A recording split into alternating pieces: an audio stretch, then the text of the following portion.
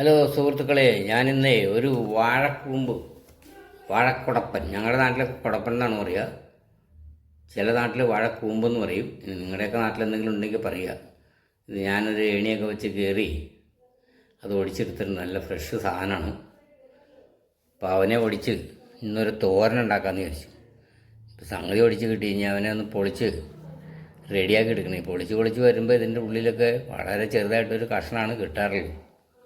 എന്തായാലും ഇതിൽ വലിയ കാര്യമായിട്ടൊന്നും പോയിട്ടില്ല, കാരണം ഫ്രഷായിട്ടിരുന്നതുകൊണ്ട് ഉള്ളിലെ പൂപ്പലൊന്നുമില്ല. അപ്പോൾ ഫ്രഷ് സാധനമാണ്. നമ്മൾ ഈ കടയിൽ നിന്നൊക്കെ ഇടയ്ക്ക് മേടിക്കാറുണ്ട്. അപ്പോൾ അതിൻ്റെ ഉള്ളിലൊക്കെ ഇങ്ങനെ ഒരു പൂപ്പലുണ്ട്. അപ്പോൾ കുറേ പൊളിച്ച് കളയേണ്ടി വരും. ഇപ്പോൾ അത്രയൊന്നും പൊളിച്ച് കളയാനില്ല, വളരെ കുറച്ച് പൊളിച്ച് കളയാണ്. എന്തായാലും കിട്ടി, തിരക്കില്ലാത്തൊരു കഷ്ണം കിട്ടി. ഇനിയിപ്പോൾ നമ്മൾ ഇവനെ എന്നാൽ അരിഞ്ഞെടുക്കണം. പണ്ടൊക്കെ ഇങ്ങനെ കത്തി കൊണ്ട് ഇങ്ങനെ കൊത്തി അരിഞ്ഞിങ്ങനെ ചെത്തി ഇടും പൊടിയായിട്ട്. ഇപ്പോൾ ഞാനത് വേറൊരു ലൈസൻസിലാക്കി. പണ്ട് ഞാൻ അങ്ങനെ അരിഞ്ഞിരുന്നേ. അപ്പം ഞാൻ ഇവനെ ഇങ്ങനെ അങ്ങ് പൊളിച്ചിട്ട് നടുക്കുള്ള ആ ഒരു തണ്ടുണ്ട്, അതിൽ ഇരുന്ന് കഴിഞ്ഞാൽ ഭയങ്കര ചവർപ്പാണ്. അപ്പം ഞാൻ ആ തണ്ട് പതുക്കെ ഇങ്ങനെ കട്ട് ചെയ്ത് അങ്ങ് എടുത്ത് മാറ്റിയിട്ട് കഴിഞ്ഞാൽ ബാക്കി നമുക്കിങ്ങനെ നീളത്തിൽ എടുത്തിട്ട് അങ്ങ് അരിഞ്ഞാൽ മതി. ഈ ക്യാബേജൊക്കെ നീളത്തിലെടുത്ത് അരിയണം പോലെ അങ്ങ് അരിഞ്ഞാൽ മതി. അപ്പോൾ പണി എളുപ്പമുണ്ട്. ഇത് തണ്ടൊക്കെ മാറ്റി ഇവനെ ഇങ്ങനെ നീളത്തിൽ പതുക്കെ അങ്ങോട്ട് അരിയുക, ചെറുതായിട്ട്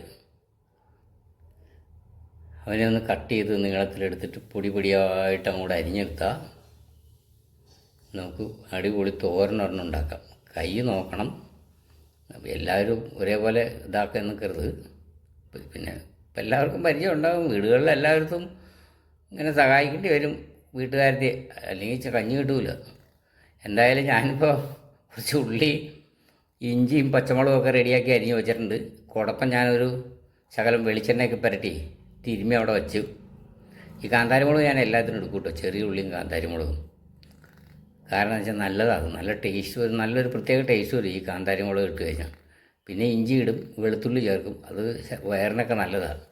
ഇനി നമുക്ക് കുറച്ച് കടുക് പൊട്ടിച്ച് കരിവേപ്പിലൊക്കെ ഇട്ട് നമ്മൾ ഈ അരിഞ്ഞ് വെച്ചേക്കണ ഇഞ്ചി, വെളുത്തുള്ളി, അങ്ങനെയുള്ള സാധനങ്ങൾ, ചെറിയ ഉള്ളി, അതെല്ലാം കൂടെ അതിനകത്തിട്ടിട്ട് നല്ലോണം ഒന്ന് വഴച്ചെടുക്കുക.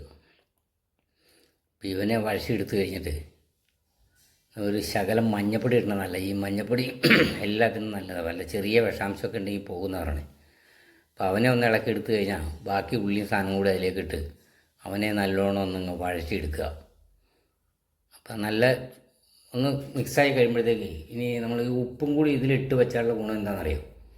ഇല്ലെങ്കിൽ ഉപ്പ് കട്ട കുത്തും. അപ്പോൾ ആദ്യം തന്നെ ആ ഉപ്പിട്ടിട്ട് ഒന്നും കൂടി അവന് നല്ലോണം ഒന്ന് ഇളക്കി യോജിപ്പിക്കുക. ഉപ്പിട്ട് നല്ലോണം ഇളക്കി യോജിപ്പിച്ച് കഴിഞ്ഞാൽ പിന്നെ കൂടുതൽ ആലോചിക്കേണ്ട. നമ്മൾ അരിഞ്ഞ് വെച്ച കുടപ്പൻ വെളിച്ചെണ്ണ ഇട്ട് തിരുമ്മി വെച്ചേക്കണാണ്, അവനെ അതിലേക്ക് ഇടുക. നല്ലോണം ഇളക്കി മിക്സ് ചെയ്തെടുക്കുക.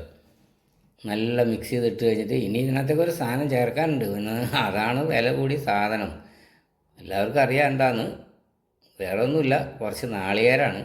ആ നാളികേരം കൂടി ഇട്ടിട്ട് അങ്ങോട്ട് ഇളക്കി നല്ല യോജിപ്പിച്ച് കഴിഞ്ഞാൽ പിന്നെ അധികം വേവാൻ നിൽക്കണ്ട. പിന്നെ ഒരു അടപ്പെടുത്തേ പതുക്കെ അടച്ച് ക്ലീനാക്കി അവിടെ വച്ചിരുന്നാൽ കഴിക്കാറാകുമ്പോഴത്തേക്ക് നല്ല ടേസ്റ്റ് ആയിട്ടുണ്ടാവും. അല്ലെങ്കിൽ വെന്ത് കുഴഞ്ഞു പോകും. കുഴഞ്ഞു കഴിഞ്ഞാൽ പിന്നെ അത് ഒരു സുഖം ഉണ്ടാവില്ല. അടച്ചവിടെ വച്ചിരുന്നാൽ മതി. അടുത്ത വീഡിയോയിൽ പിന്നെ കാണാം.